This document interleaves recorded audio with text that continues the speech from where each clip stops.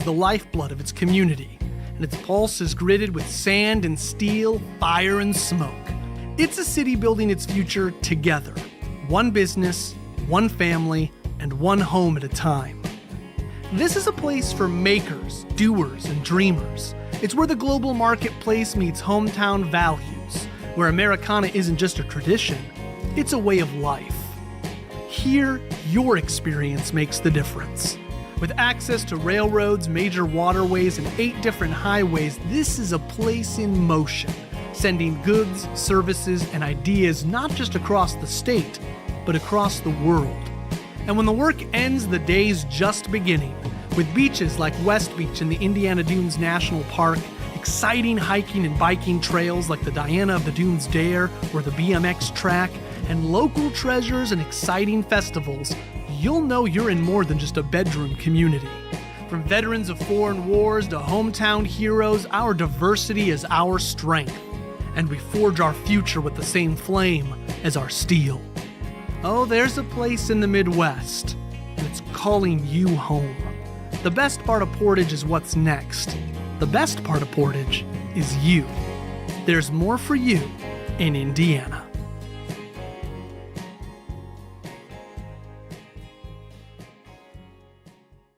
There's a place in the Midwest, 50 miles southeast of Chicago, nestled near the coast of Lake Michigan. It's a place driven by what's coming next, a place where industry is the lifeblood of its community, and its pulse is gritted with sand and steel, fire and smoke. It's a city building its future together, one business, one family, and one home at a time.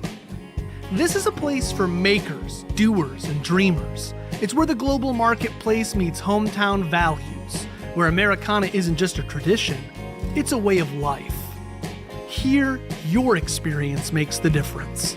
With access to railroads, major waterways, and 8 different highways, this is a place in motion, sending goods, services, and ideas not just across the state, but across the world.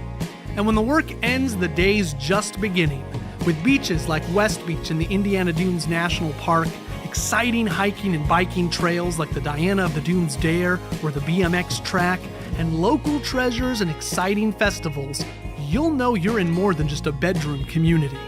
From veterans of foreign wars to hometown heroes, our diversity is our strength, and we forge our future with the same flame as our steel. Oh, there's a place in the Midwest, and it's calling you home. The best part of Portage is what's next. The best part of Portage is you. There's more for you in Indiana.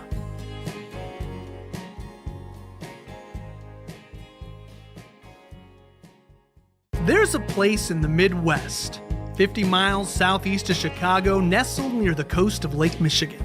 It's a place driven by what's coming next, a place where industry is the lifeblood of its community, and its pulse is gritted with sand and steel, fire and smoke. It's a city building its future together, one business, one family, and one home at a time. This is a place for makers, doers, and dreamers. Hello, everyone. Welcome to the City of Portage. I know this. October. We're in October. Wow. Council meeting. So, will you please stand and join me for the Pledge of Allegiance?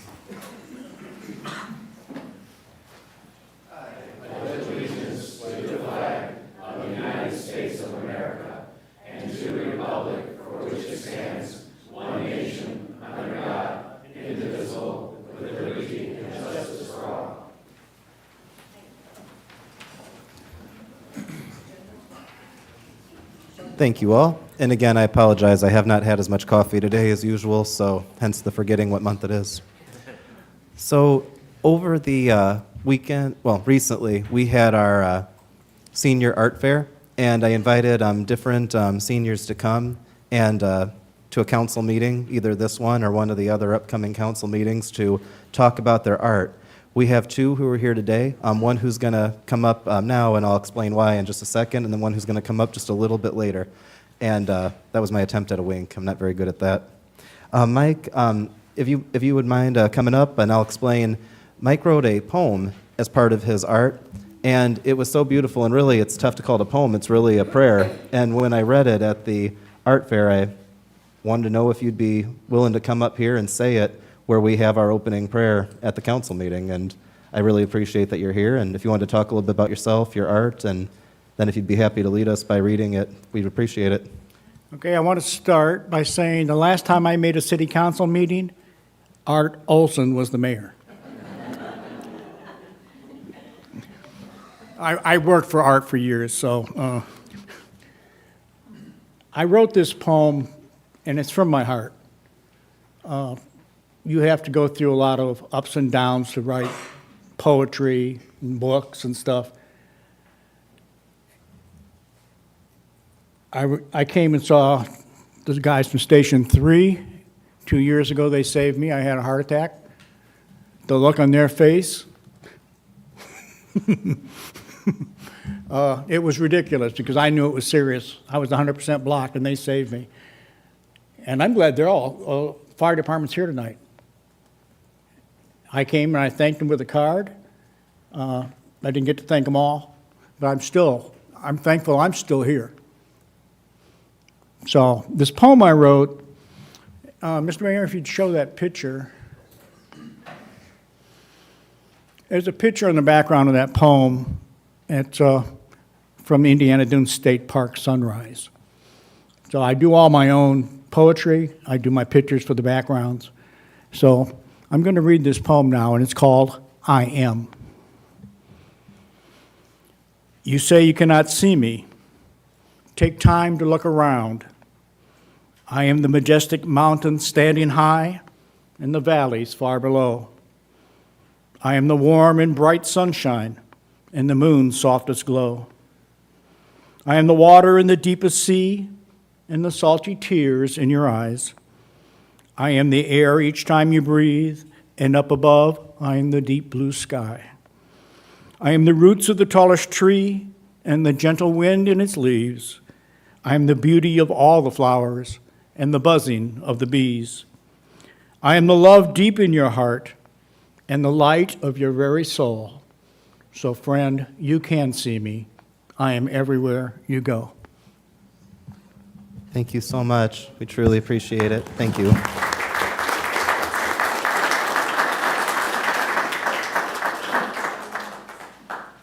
I'm going to go to the couple spots in the meeting, and then we'll come up to our next during the mayor's correspondence. So I guess to start, we should probably do our roll call. Councilperson Alvarez.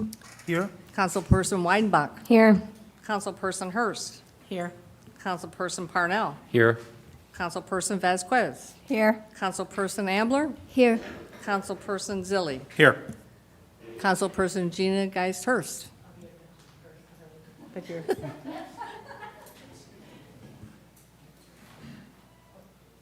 That's everybody. Everybody's right? present. Great.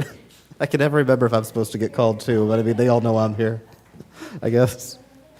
All right. Did everyone have a chance to take a look at the minutes from the September 3rd, 2024 meeting? Are there any corrections? And if not, is there a motion to approve? I'll make a motion to approve. Second?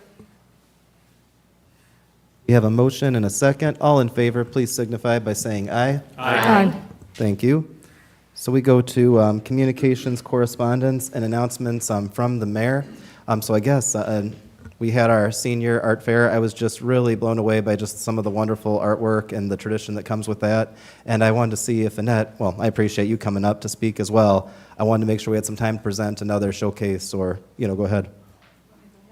Yes, please. I did bring my work in just to share what I'm talking about. And it's a collage, which is made from various cut papers and tactile items. Matter of fact, the top box are things I gathered from our backyard. As I was just coming over COVID, I asked my husband if there were any acorns in the backyard. He says, I don't know. So when I walked out, I found it, and then I found this, what really surprised me was a blue jay feather, which was not the color blue from the one side, and I thought it was just a twig. And then when I came up to it, I thought, oh my goodness, this is actually a blue jay feather, because I flipped it and it was blue. So anyway, everything came together on this very quickly, And the whole concept of this arrived from a workshop I took, which I find very unique as it ties to the Senior Art Show, because it was sponsored by Indiana Arts Commission, Lifelong Arts, for people who are over, I'm going to say, over 65. And a friend called me and asked me if I wanted to join her. And I thought, okay, why not? And the woman is a collage artist, and she received a grant. And this was the last project, and it was Express Your Story. And I'm very passionate about trees and about the green space, and so my thought was to do a collage about that. And the idea is not just to see, but to look and to observe. And by doing so, you would get a closer connection. Matter of fact, a lady friend of mine today said she went to the Blue Flag Mountains in North Carolina. She went there with her family recently. Beautiful photograph. She put a scrapbook together. Now it's devastated. And she said she has such a bond with that place because she connected with her family and herself. And, you know, it is that connection which I hope would make someone be feeling the importance of nature and the idea of protecting it. The title of this is Cherish, Treasure, Protect. And there you have it. Thank you.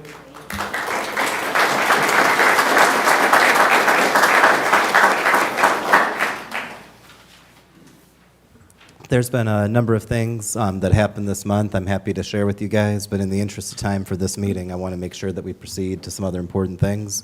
One thing I do want to say is that, as you guys know, we got our budget proposal together. We'll have I guess what I'll say is, mayor's responsibility is to present a budget to the city council, and then it becomes the city's council's turn to have a go at it. Getting into what that go involves, that's going to involve having at least 2 meetings. We're going to have a public hearing next week on the 8th, and then we also have an adoption meeting that's now scheduled for the 29th. Per ordinance, I'm going to ask Chief Candiano if he'd be able to come up and just give you guys the formal invitation to those meetings. We were talking about interesting ordinances. There's actually an ordinance that says the chief of police has to hand out invites to special meetings called by the mayor, and so I'm not quite sure. Yep. I'm not making any claims about past meetings that didn't operate with this, but finding that and doing our research, we just thought we'd cover all tracks. I'm good.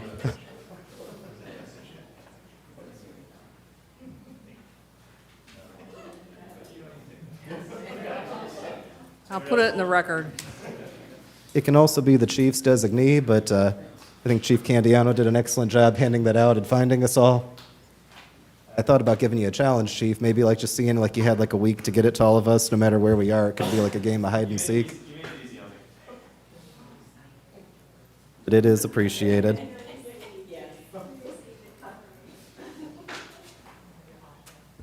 Moving on, we have a swearing in for the fire department. That includes Duncan and Christoph. Mr. Black couldn't be here today. Is that correct, Chief? Yes, sir. Got it. So, Chief, would you like to come up and introduce the first firefighter being sworn in?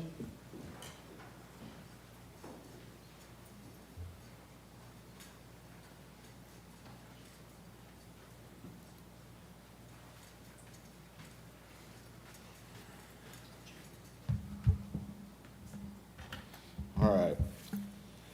Well, thank you, first off, for allowing us to be able to do this tonight. Our first firefighter that is going to be sworn in tonight, there's a little bit of rivalry going on. He comes from a police family, but we got him on the better side of the law. So.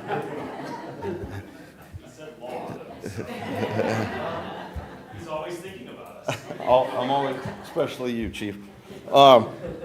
So Nick he fills a role for us. He's going to do a great job. He comes from a great family. I'm very excited that he's getting sworn in tonight. So without further ado, Nick Duncan. Come on.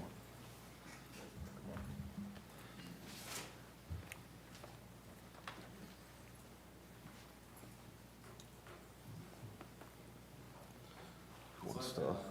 You can come over here. Yeah, you can come over here, and you want to hold the Bible for him? Yep.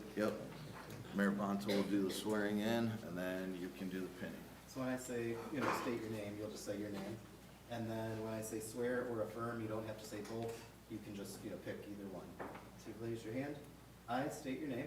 I, Nicholas Duncan, Do solemnly swear or affirm do solemnly swear that I will support the Constitution that I will support the Constitution and the laws of the United States of America, and the laws of the United States of America, the Constitution the Constitution and the laws of the State of Indiana, and the laws of the State of Indiana, and that I will faithfully and that I will faithfully and impartially and impartially execute the duties execute the duties of my office of my office in the City of Portage Fire Department in the City of Portage Fire Department to the best of my ability to the best of my ability and according to the law, and according to the law, so help me God. so help me God. Congratulations. Thank you, sir.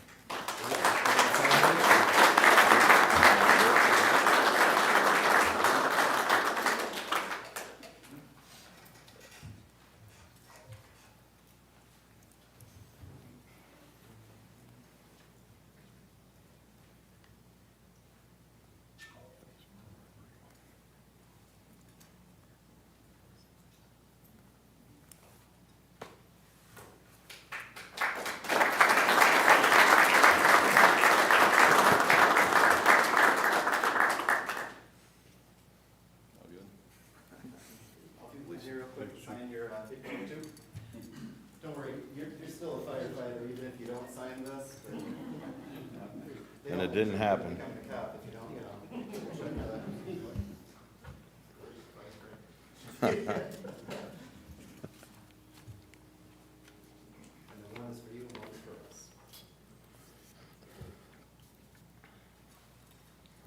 Thank you so much. Congratulations. Thank you. All right, Chief, are you ready for the next one?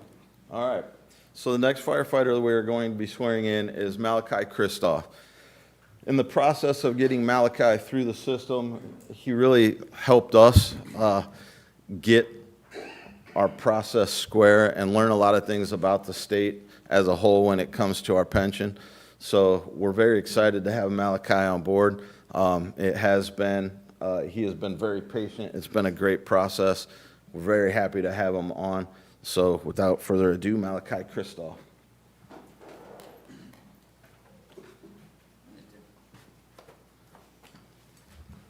You want the Bible?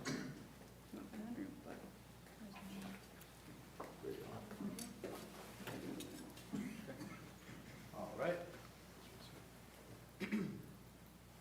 Please repeat after me. I state your name. I, Malachi Kristoff, Do solemnly swear or affirm do solemnly swear that I will support the Constitution that I will support the Constitution and the laws of the United States of America, and the laws of the United States of America, the Constitution the Constitution and the laws of the State of Indiana, and the laws of the State of Indiana, and that I will faithfully and that I will faithfully and impartially and impartially execute the duties execute the duties of my office of my office in the City of Portage Fire Department and the City of Portage Fire Department to the best of my ability to the best of my ability and according to the law, and according to the law, so help me God. so help me God. Congratulations.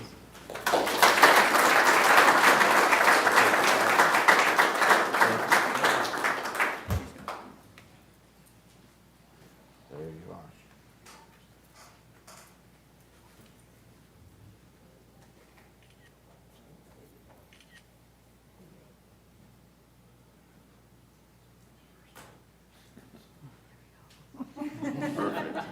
Perfect. He's got the one that actually signs them up with the police.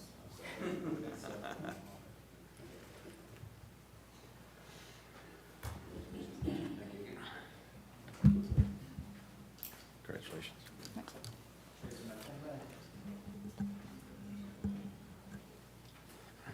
I like blue, because of that one, but, I know how we're on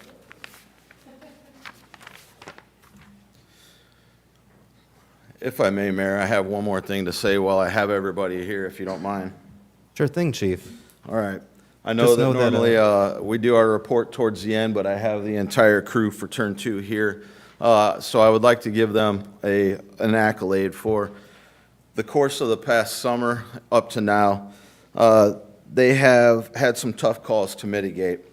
the fire at Econo Lodge, where they made several rescues from ladders, the Swanson Court Apartment fire, making another rescue with a ladder, but unfortunately also having a fatality.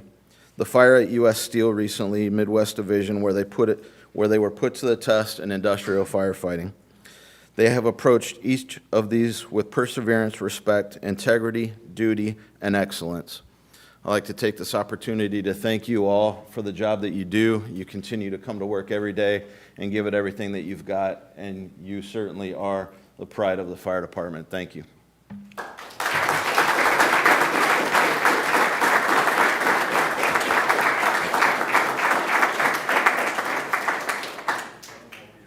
Thank you, Chief.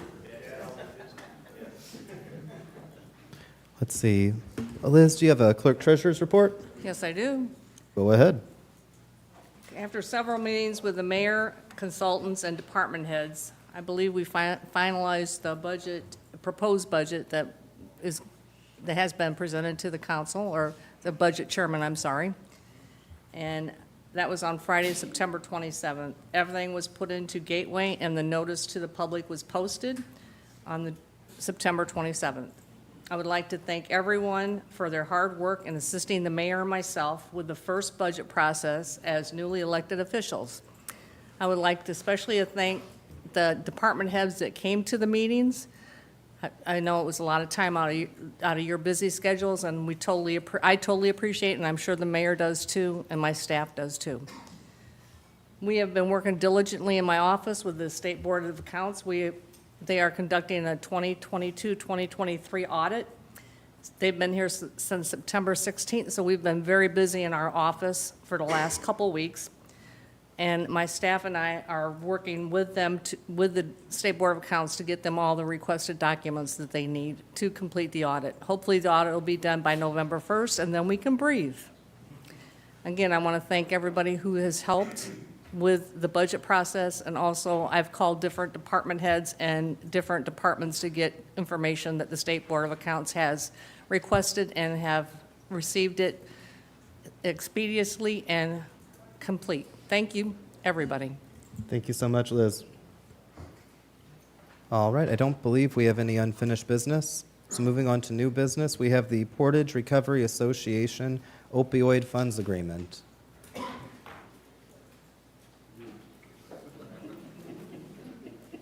Oh, we're only here for the swearing-ins, you're welcome to head out too, sorry. This is going to be pretty interesting stuff, though, so. Stay tuned. Come on up, Jake. Hi, I also wanted to introduce you to one of our board members. This is Dane. Hi, how are you? Nice to be here this evening. What's going on? We're doing good, man. How are you? I'm feeling all right. Want to speak a little bit, or what would be Sure. the, yeah. I'd love to. Just so anybody who doesn't know, we are Portage Recovery Association. We have like 12-step meetings and recovery-based activities for the city of Portage. We serve anywhere between 400 and 600 people weekly. We also have a cafe where we have the only place in Northwest Indiana where anyone seeking asylum from addiction, alcoholism can come in and have a safe place for upwards of 6 or 7 hours, especially on weekends, you know what I mean? So like we're really moving in the right direction. We reached an agreement with the city last year for a portion of the opioid settlement fund. And we received a check last year in November, but we got really cool news that we're getting this like huge building donated to us in Portage by the end of the year. Northwest Health is really working with us, and we're gonna grow by like 8 times the size of what we have right now, with the ultimate goal of being 24 hours within 5-6 years for anyone seeking that asylum. So we came to the council today to ask if we can get like an advancement on this year's payment from that agreement, and also just some of the lingo has to be changed because of like the change of address and whatnot, and so I'm just like, that's about it.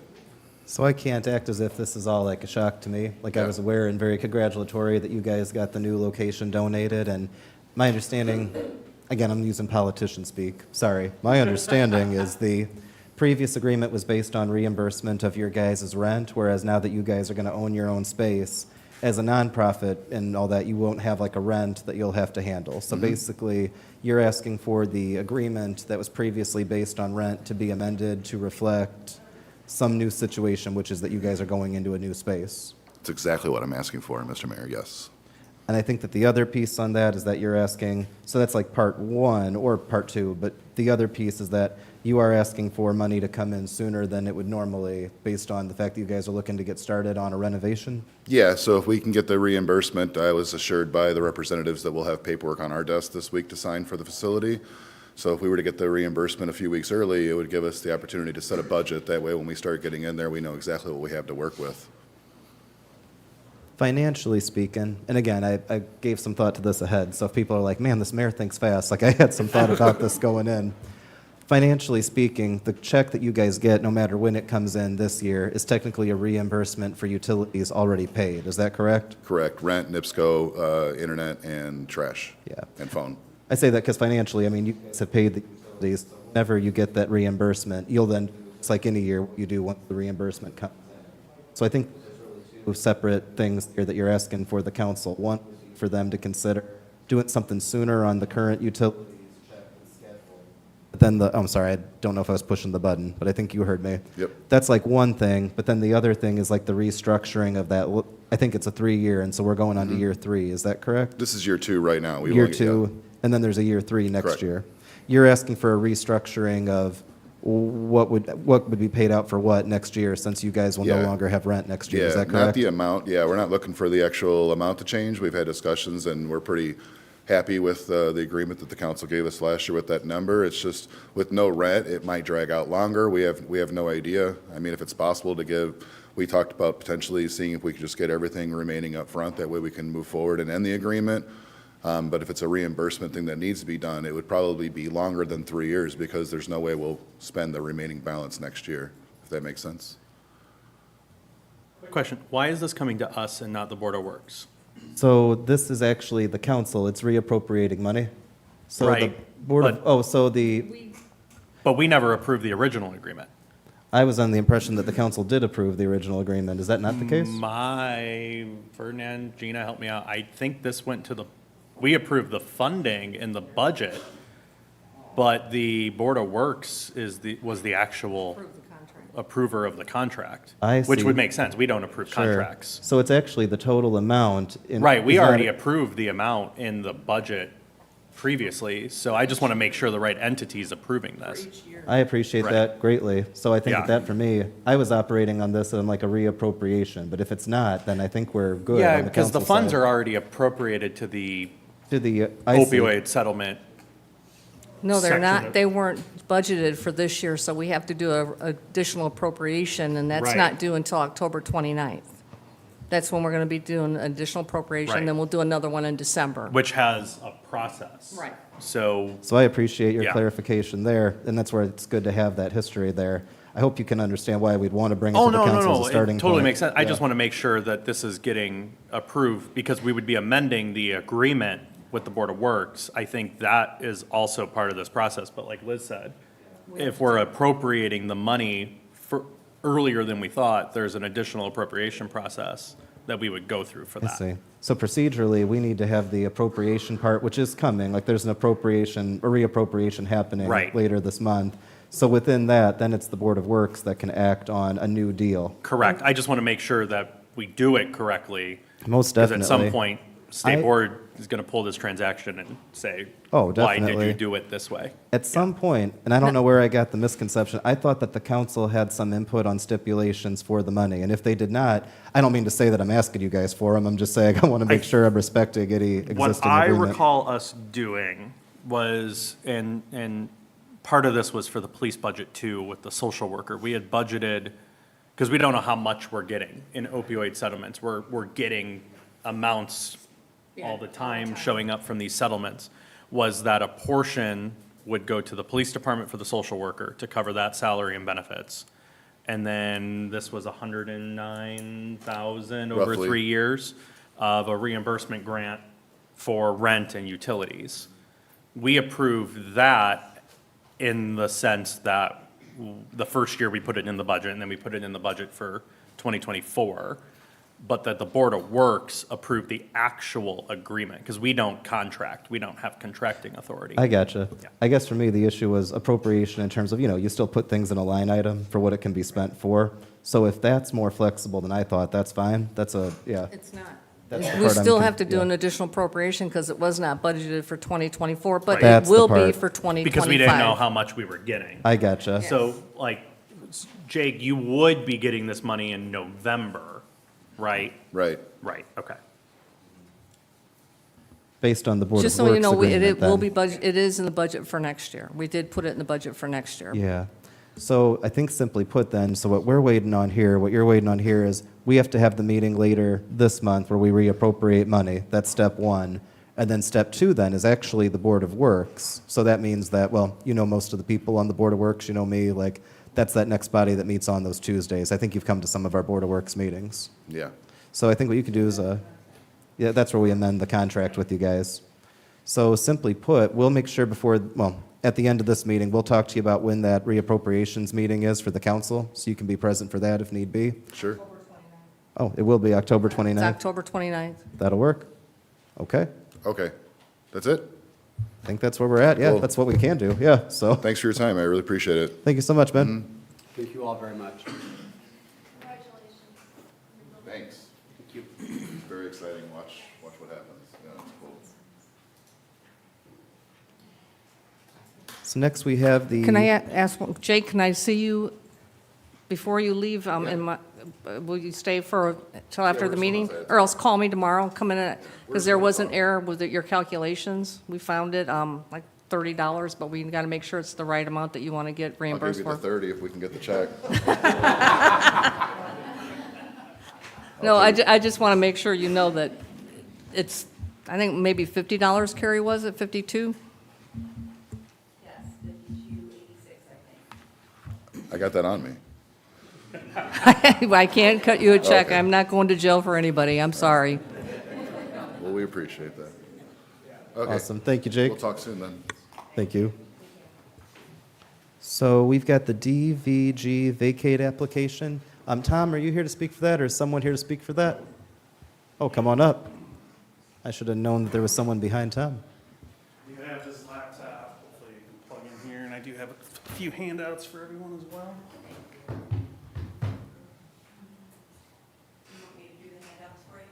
That'd be great. Thank you.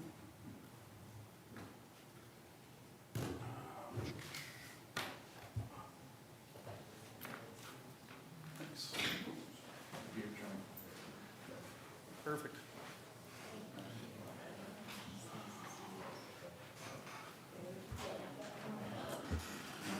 So good evening, Town Council, City Council.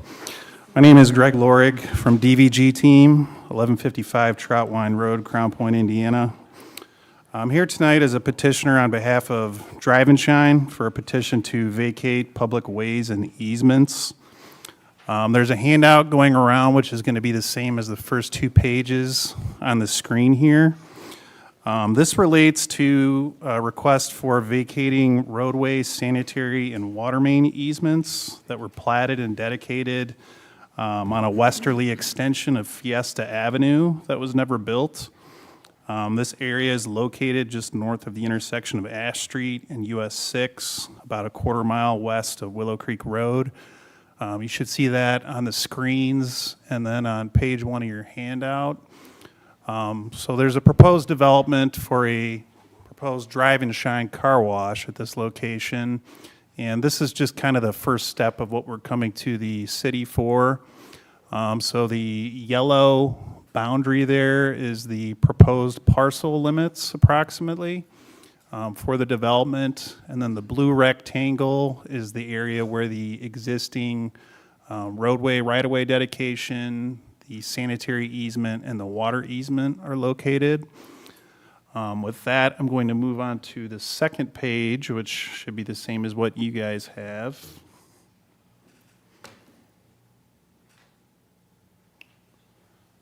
So this is just a preliminary site plan of the car wash. It is planned as a car wash with a indoor vacuum space and outdoor vacuums.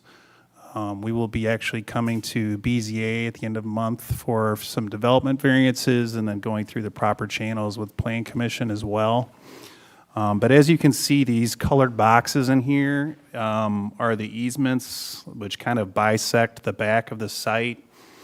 Now, most of the work is proposed kind of up in the front, closer to US 6, but these easements are in vicinity of where we're looking to plant a detention pond in the rear and have a circulation road. Kind of at the end of the day, there's a roadway right-of-way dedicated here, but it's kind of a road to nowhere, basically. So we're kind of looking to get that cleaned up as part of this development. There will be plating involved. There's 3 existing properties that'll be combined into one as part of this. So there's a 50-foot road dedication, which is kind of the magenta box. It appears actually property west of us may have unknowingly built on this back in the day. I think Tom could potentially speak to more of that background, but I know that was well before his time. So we're requesting to fully vacate the 50-foot roadway dedication, fully vacate the 50-foot water main dedication, which they're overlapping with each other. The water main one is obviously affects Indian American Water Company. They do have a main that's stubbed into this property, but nobody is fed off of it. Part of the submittal correspondence, or submittal information we included was correspondence with Indian American. They've indicated they have no issue vacating that once the water main is abandoned. All of these properties to the west of us are already fed off a water main on US 6. So again, we're just kind of looking to clean up these easements and the roadway dedication in this area that just don't really serve a purpose, and it makes sense to do it now. We wouldn't want to potentially develop the property and, you know, have the city come through and extend the road right back through the back of this, if that makes sense. So for all those reasons, I mean, that's why we're here tonight, to request vacating these easements and the roadway dedication. Happy to answer any questions. Oh, I do want to add one more thing. As far as the sanitary goes, there is a sanitary sewer that runs back here. It does serve the buildings west of us. So as noted on that page 2 of your handout, we would only be vacating 38 feet of that 50-foot easement. And then when we come in to do the platting, we would plat an additional 8 feet. So you would end up with a 20-foot easement centered on the pipe. Right now, the pipe is straddling the south edge of that 50-foot easement. So in reality, it really needs to be expanded south, which is what we would be proposing to do. So with that, I'll answer any questions.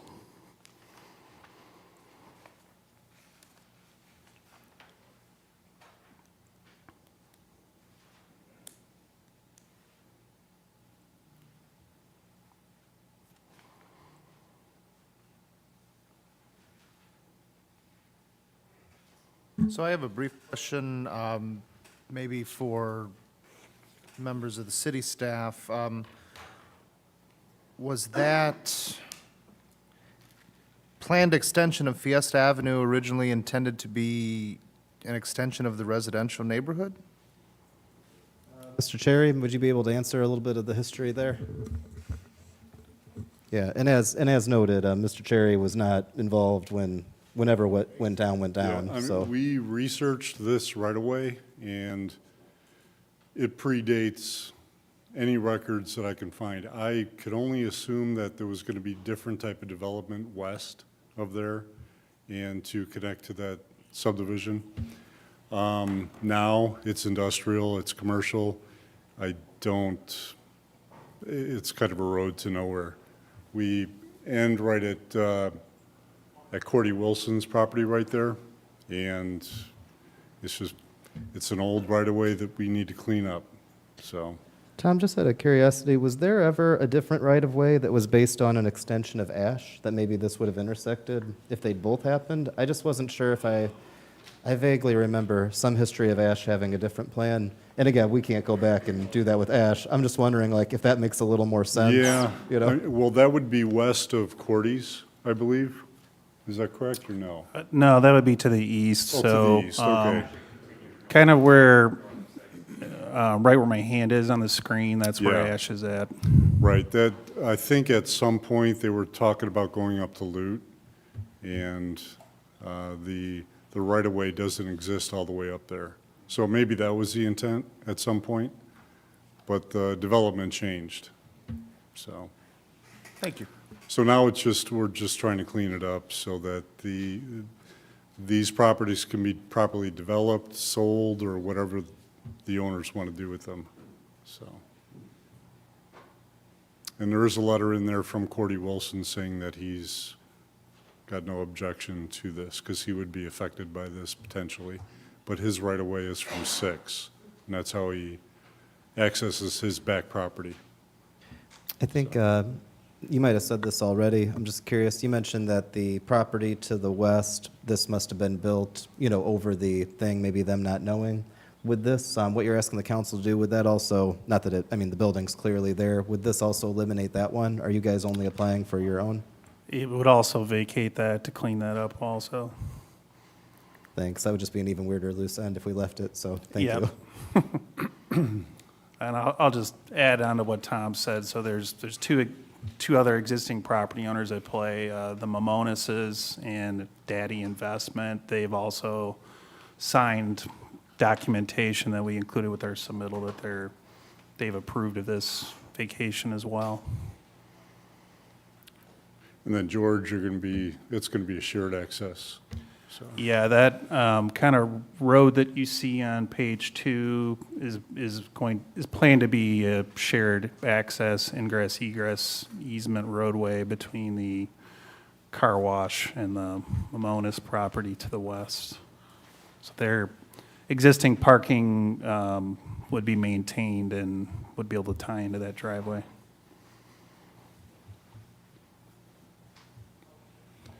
Tom, is it correct then to say that doing this also creates other access to the area back there? I don't think it creates other access. I think it just cleans up the ability to develop those entire lots is basically what that is. The access for Cordy is already established. They're establishing new access for George in the new development, and Nature's Door has access too. So it's just basically cleaning up the property. Gotcha. So, with a right-of-way that's not going to ever happen, so. And I kind of wanted to just show you guys these pretty pictures here with the color, but included with our submittal are the actual surveyor's vacation documents. So those would be recorded to make it official, but pretty pictures with an aerial are always better to share, I think. We still have some cleaning up to do, as far as lots and combining, and still some work to do, but this is the first step, so.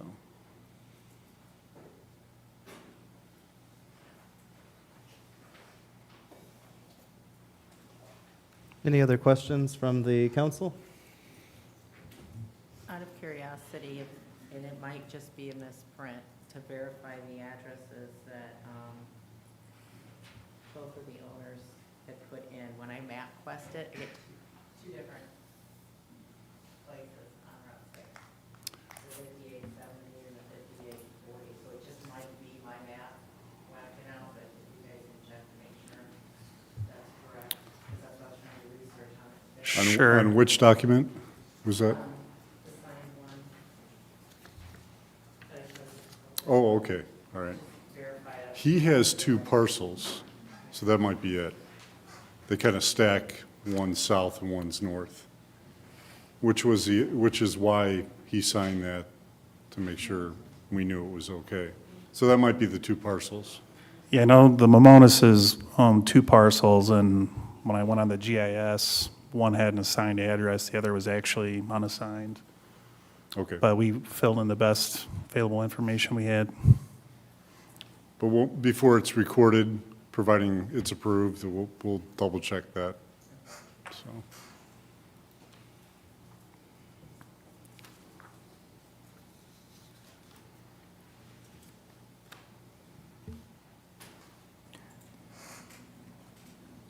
I'll make a motion to adopt.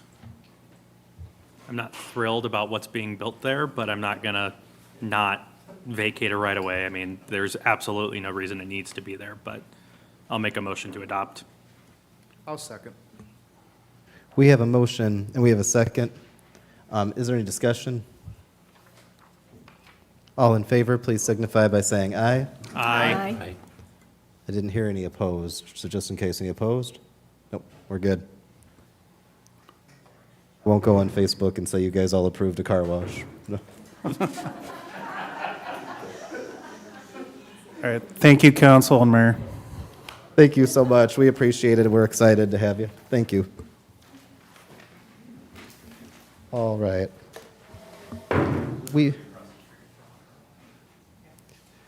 Up next, we have Nancy Simpson speaking on behalf of the Portage Chamber. So sometimes you guys ask good questions of me, like, Mayor, why is this coming here? We had an example earlier today. I know, but it's commerce, and that's why we got Nancy here. So anyway, we've had a lot of discussions this year as a city, or at least on the administrative side with the Chamber of Commerce and what they call the public policy group meetings.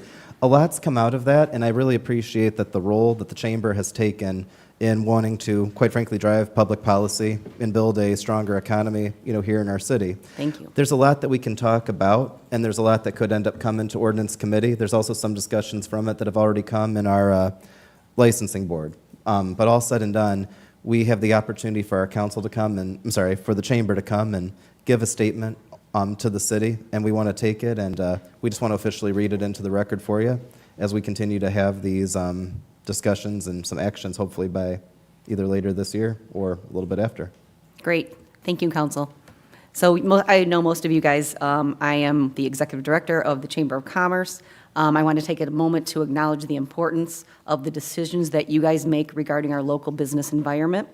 The Chamber regularly engages with businesses across Portage and understands the challenges and opportunities that they face. Today, I would like to read the letter that I think is in your packet that reflects the collective voice of our Board of Directors and the Public Policy Committee. This letter highlights key recommendations for revisiting policies related to contractors, aiming to streamline processes while maintaining safety and quality standards. These revisions are intended to foster a more business-friendly environment and drive economic growth in our community. So I'll go ahead and read the letter so it's on record. Dear City Council members, I'm writing on behalf of the Greater Portage Chamber of Commerce Board of Directors to express our strong endorsement for revising certain business policies in our city, particularly those affecting contractors. As members of the community and someone invested in the growth and prosperity of Portage, the Board of Directors believes these changes will foster a more business-friendly environment while still ensuring high standards of quality and safety. Firstly, the board urges the reconsideration of the policy requiring contractors to take a written test to work in Portage. While it is crucial for contractors to demonstrate competence and knowledge in their field, alternative methods such as certifications, past project reviews, and client testimonials can effectively validate their capabilities for business and residents without the need for a standardized test. The project will gain compliance through the inspection process. Simplifying this process will streamline entry into the market for skilled professionals and encourage more contractors to operate within our city. Secondly, the board supports the adjustment of the requirement for contractors to hold both residential and commercial licenses to perform the same type of work in Portage. This dual license mandate often imposes unnecessary barriers for contractors who possess expertise that transcends these classifications. By allowing contractors to apply their skills across residential and commercial projects under a single license, we promote efficiency and flexibility, meeting the diverse needs of our community. Lastly, the Board of Directors of the Chamber recommends reconsidering the rule mandating the hiring of a general contractor when multiple contractors from different professions are involved in a project. While a general contractor can play a crucial role in coordinating and overseeing complex projects, smaller scale endeavors may not necessitate their involvement. Allowing individual contractors to collaborate directly can foster innovative and cost effectiveness, benefiting both businesses and consumers. These proposed revisions align with the shared goal of promoting economic growth and enhancing the ease of doing business in Portage by reducing regulatory burdens that do not directly contribute to safety or quality standards. Portage can attract more businesses, stimulate job creation, and improve service delivery to our residents. These changes will align with other areas in our region. Thank you for considering these recommendations. The board is confident that by implementing these changes, Portage will continue to thrive as a dynamic and welcoming city for businesses and contractors alike. Sincerely, Nancy Simpson, Executive Director of the Portage Chamber of Commerce. Thank you very much, Nancy. You're welcome. Does anybody have any questions? I think this then, we really wanted your support, so this can be moved on to the ordinance committee, correct? So Nancy, I do have a question. Mhm. Okay. So with your request then, would that allow a private citizen to oversee a project with that general contractor restriction removed? Well, as long as they're licensed, they wouldn't have to have a general contractor above. So if you have a painter doing painting and somebody doing carpet, obviously they would be licensed, that you wouldn't need a general contractor to be over them. That's just another third party. And if it's not a really big commercial project, we just don't see the necessity of it. Okay. And that's why a lot of contractors are not coming here, because of that reason. Okay, thank you. You're welcome. Anybody else? How many other cities, you know, you don't have to mention the cities, but how many other ones are the same? That make you take a test? None that I know of in this area. And I know that Mayor Bonta has been talking to lots of mayors about that same question, so he can probably talk to that. It's an interesting circumstance because of the fact that you have a situation where there are a number of cities. To start, we're the only one in Porter County that does a test.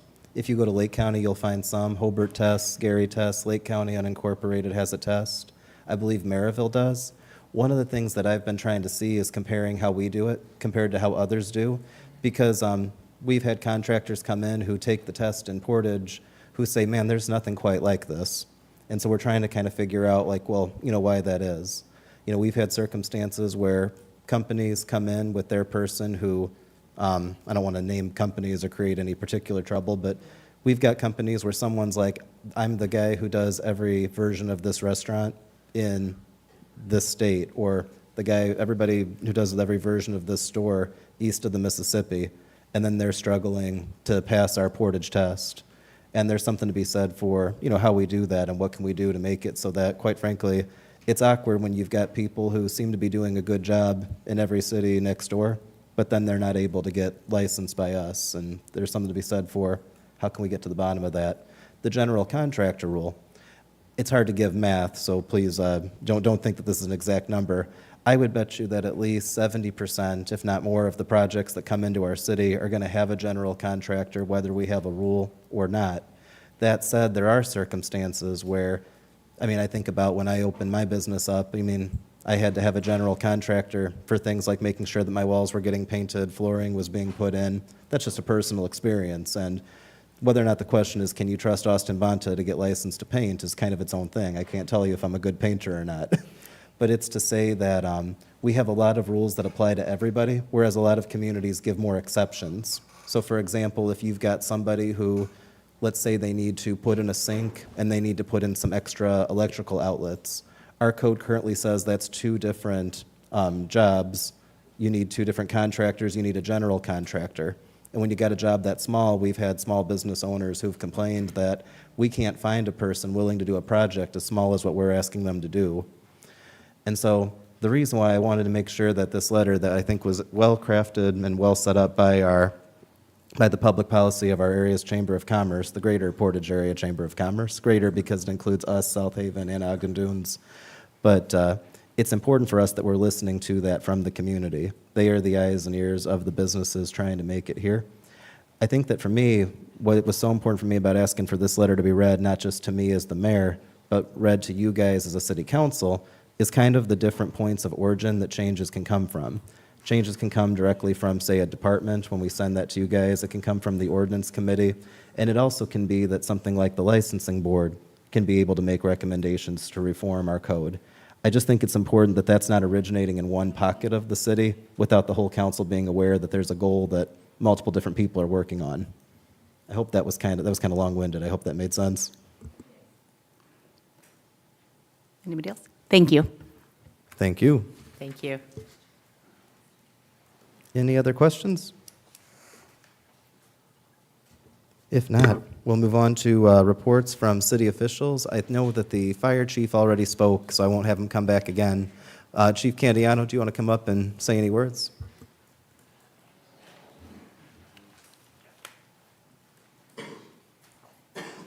Good evening.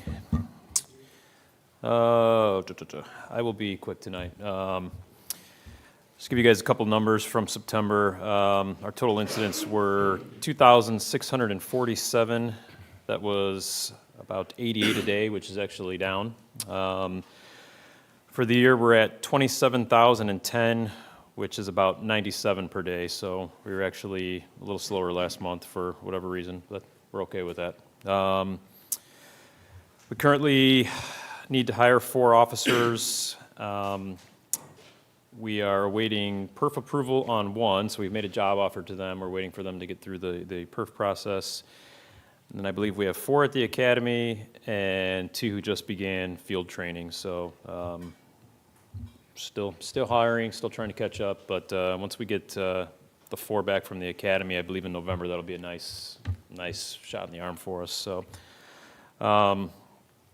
Did a bunch of community stuff this month, or past month. We were at the MAC for an emergency responder day. Our canine officers were at Bacon Fest. They did some demos. A bunch of school visits. We had several canines in the schools over the last month. We also did a round of preschool visits, and we also participated in the Myers Elementary Pinwheels for Peace. So. I'm just going to go into the kind of kudos section here real quick. So we had an officer, Brandon Gardenhire, who was recognized by the Indiana Criminal Justice Institute and was given their Traffic Safety All-Pro Award. That's a mouthful there. We did post it on Facebook, though. So you might have seen the pictures. It was pretty cool. He got to go downstate, hang out at Lucas Oil. Got some pretty cool stuff for being down there. So this award recognizes those officers in Indiana who excel in DUI enforcement. So obviously we know that driving while intoxicated has been a problem and continues to be a problem. And so kudos to him for being an officer that's out there trying to put a stop to that. So I wanted to give a shout out to Bulk Equipment, who let us use their facility for a SWAT training day. We did. A couple weeks ago, we did a full scale with negotiators, like a full scale scenario. Actually, we ran a couple different scenarios with the SWAT team. We had role players that came out, Todd Willis and Mike Weaver from Porter Stark. It was pretty cool because we had people that were working in the mental health field that kind of came out and were able to play the role and work with our negotiators. And then we had a special guest entry officer who went in with shorts on. Not sure who that guy was, but the mayor came out and hung out with us. And if you didn't see the pictures, you wouldn't know what I was talking about. But if I had known I was going to get invited to do that, I might have came with like jeans, or something. But so he joined we were doing a hostage situation, and he joined the stack and then went in with everybody. So they're all geared up, and then the mayor goes in behind him, and he was dressed for the summer. So it was, I'm teasing a little bit, but it was pretty awesome that he came out and got to see what they do, and it's about as close to a real life scenario as you can be, because they do a force on force training with airsoft guns, so there's actually live fire. It's like I said, it's about as real as it can get without being the real thing. So I want to thank him for coming out, participating, and kind of seeing what they do. So, and then lastly, we did have the fire, which Chief Crail spoke about over in Swanson Court. Lots of people to thank for what happened there. Obviously, the fire department for getting on scene and making the rescues and getting that fire out.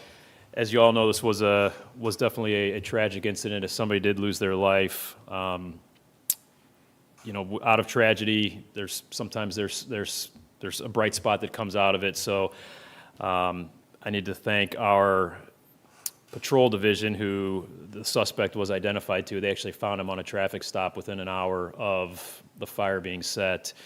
And then our detectives who worked it, I think our detective bureau, the majority of the detectives who were working this case, they were putting in 20-hour days for the first 2 or 3 days until we were able to get that charge. And then those who worked from the fire scene and the fire investigators, need to thank them. Is Doug still around here somewhere, or did he step out?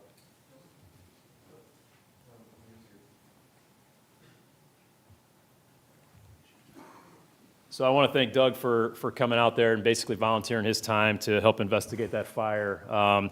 Again, luckily, we don't have too many arsons, so it's not something that we generally deal with. So we definitely were leaning on some others for some expertise on that. And again, it's a terribly tragic incident, but I'm so happy that we were able to, you know, hopefully bring justice to for the family, based on the team effort between us and the fire department. So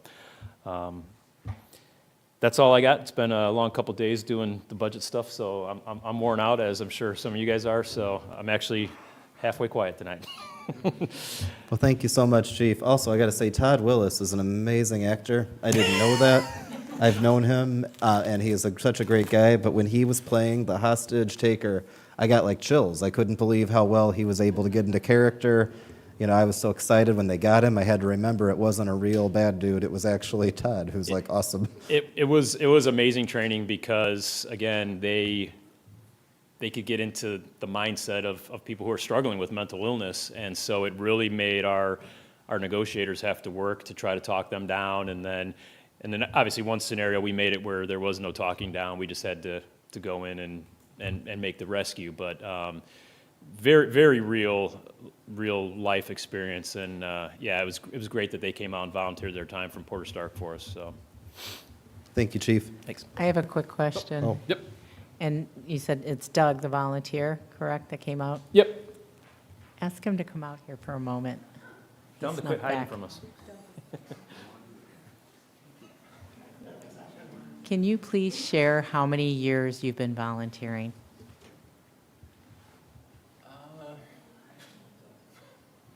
I think I've got about 13 in.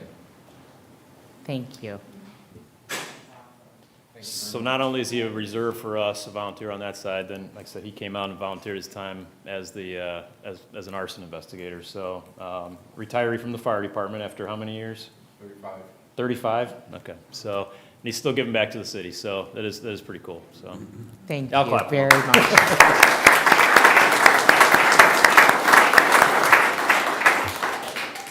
Should we call him back again just for just for the heck of it? Wait till he gets outside again. All right, is that it? That's it. All right, thank you. I should stop telling them to go until you guys are all at the clear. All right. Do we have any petitions, remonstrances, public input? If so, feel free to come up. I'll try to time you at about 2 minutes, just out of respect for what have you. Oh, you're coming up, Jay? All right. It's my first time up here, but I thought I'd give a few words to our fire department, police department, and all departments of city council. I too am a law enforcer of 30 years, and I definitely feel what they go through day in, day out. Heard about the fire and somebody losing their life, so it did hit a little hard, trying to save people, and sometimes you just can't do that. But what I'm really here for, Mayor and Council, is to talk about a department that probably doesn't get a lot of recognition, and sometimes I think it goes under the radar. But that department is the sewer department. And I understand that you guys are having a little discrepancy on the budget, trying to help them with funding. If anybody is ever taking the time to take a tour, which I did have the chance to do that with the director, department head Tracy, I found out a lot of things that probably a lot of people didn't really realize, that some of your equipment has really been outdated for many, many years. For instance, there's a couple of pumps that are approximately $800,000, and one pump is down. So if they lose the other one, the waste and the cloths or whatever has to go to Lake Michigan directly. So that was brought to my attention. I also was impressed that they are installing a solar panel, a bunch of solar panels, which will be operational in December. This is going to cut their NIPSCO bill 40%, which will save the city thousands and thousands of dollars. And I could go on and on. The department head person, Tracy, gave me pretty much all her time that day, and I was very impressed because every question I had, and I had many, being that I was a part of a budget committee myself for a police department I came from, and I just feel that maybe a couple of things that some people may not know who are disgruntled, I would just ask, keep an open mind and just give the time out to at least investigate the situation and go directly to the source and find out where our tax money exactly is going. I found out myself, and nobody wants to pay more than they have to, but unfortunately, when something needs to be done, it has to be replaced. So I'm happy to know that this will be done, so I just wanted to let the council know that hope that this thing comes through, and again, nobody wants to pay more than they have to, but sometimes you have to. So again, my thoughts and prayers to our police and fire. You guys are doing an amazing job in the city. I've only been here 2 years, and I'm really, really taking a heart to this city. It's a great city. Okay? Thank you so much. Thank you. I apologize. I put the phone down, so you might have gotten more than 2 minutes. If anybody else wants to come, I could try to guesstimate that. It's not a hard and fast rule. Anybody else like to come up? If not, is there any other matter? Oh, I'm so sorry. Come on up. Man, I gotta chill. I'm like, let's get out of here. I'm Dave Meyer. I just wanted to support the Chamber of Commerce with the proposed changes.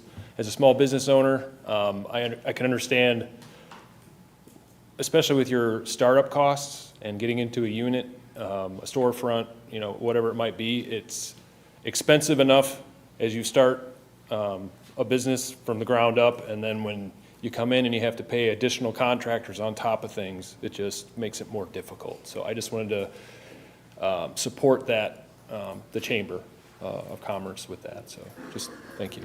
We appreciate you. Thank you so much.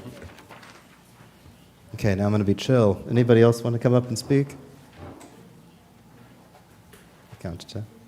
Oh, come on up. See, I'm getting better at this. My name's George Graves. I just have a question. How many car washes we going to have in Portage? Can I tell you 7, something? And not I counting am the gas probably station? going to get in so much trouble for saying this. So about 2 weekends ago, my wife and I, we were at a church in Valparaiso for something that was going on there on a Saturday morning. We needed some caffeine, so we went to the Starbucks because that was the nearest spot we could get some reliable caffeine. I'm not going to over-defend going to Starbucks. I'm just trying to explain why I'm in Valpo, what's going on. And, like, what's this guy doing, right? So we go up to the Starbucks on Calumet over there, the one by the roundabout, because I want this story to be as controversial as possible. And across the street from the roundabout, I see that there is, and nothing against any of these, there's a gas station with a car wash. Behind it, there's like an enormous Taj Mahal of car washes. And it just so happened that on our way coming to it, there's also a self cleaning car wash over there, all there on Calumet. You could basically run from one to the other. You could have a car at each one. And I started thinking to myself, I said, Meg, do you mind if we drive around? And we started driving around, and what we found is, if you're looking for them, you'll find just as many car washes there as over here at Portage. Now, there's something to be said for what are we noticing, what are we on the lookout for? I mean, we've also got a Big B coffee that's coming in, we've got the Pops coming in. I didn't even know what Pops was until I found out they were coming in, but apparently everyone's excited. But I'm not up here doing advertisements. I just want to say that despite the general joke about Portage and car washes, I'm not going to claim we need more, but what I am going to say is that it doesn't appear that for a city of our size, we actually have a disproportionate amount. But what I would like to see is even more things besides car washes coming in here. I hope that makes sense. Well, I'm not against the car wash, but anybody needs to use my hose, you can use my driveway.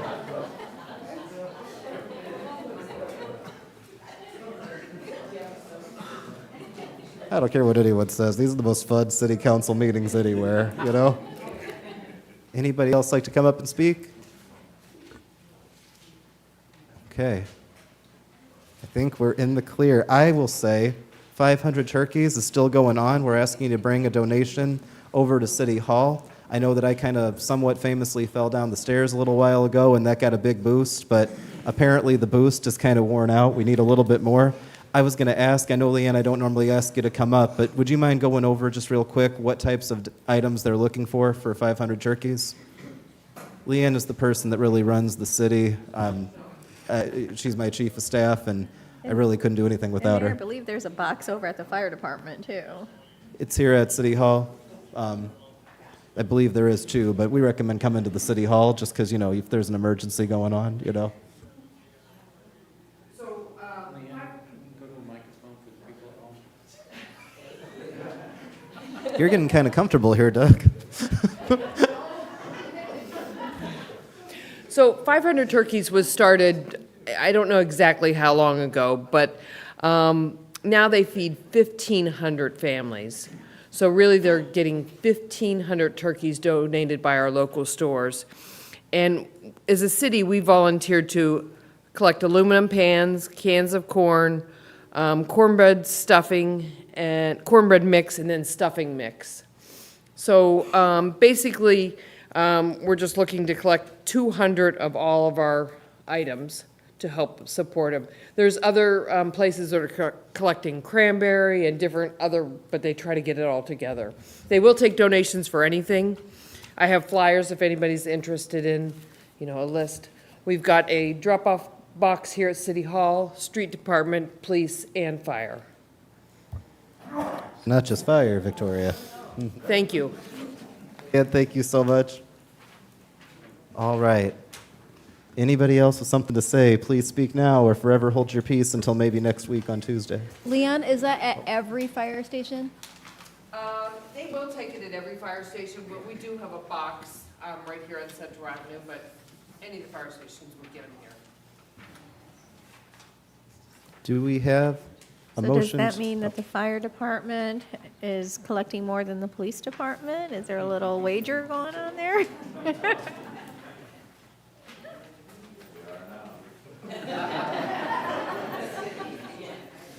I feel like this, oh yes, and actually, I'm so sorry. You guys got me in such a good mood. I completely forgot to ask if the standing committees had anything to say. And I know why. I put my check mark next to the wrong thing, so I apologize. Are there any reports from standing committees?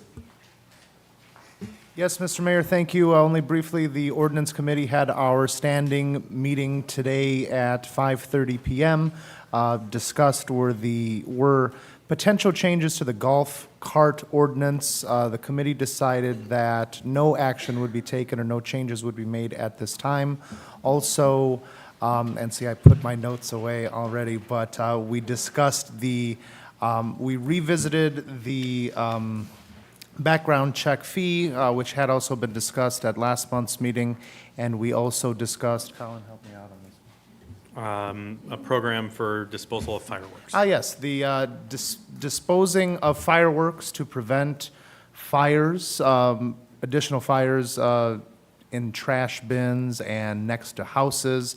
Nothing was enacted as of yet, but the discussion as to the introduction of the language into the ordinance, as well as an educational program to allow residents to understand what these changes are and how to go about enforcing them, and also some type of, how do you want to put it? When violations scared. occur, Oh. right, when violations occur, what steps are to be taken. But we also want to reiterate that this is not to make money, it's just to reduce the potential of fires. So that's what was discussed at our ordinance committee meeting. We encourage everyone to attend the first Tuesday of every month at 5:30, directly before our city council meeting. Thank you, Mr. Mayor. Thank you. And then, Mr. Mayor, and just to expand on what he had mentioned with the fire prevention, it actually revolves around the 4th of July for fireworks, for post-discharge debris, on how we will handle that moving forward as a city for more safety concerns in that regard. Well, thank you so much. I was going to say, we have a little time, hopefully, before fireworks become a concern, right? I hope. I mean, New Year's, well, that's its own issue, right? So, Victoria, did you want to say anything about the Budget Committee, or is that not right at this time? We do have a date set now that the Budget Committee will be meeting on Tuesday, October 15th at 6 o'clock p.m. Perfect. Well, thank you all. So again, at the risk of getting surprised again, is there anything else that anybody would like to say? And if not, is there a motion to adjourn? Motion to adjourn. Second. We have a motion and a second. All in favor, please signify by saying aye. Aye. Thank you all. You guys are great.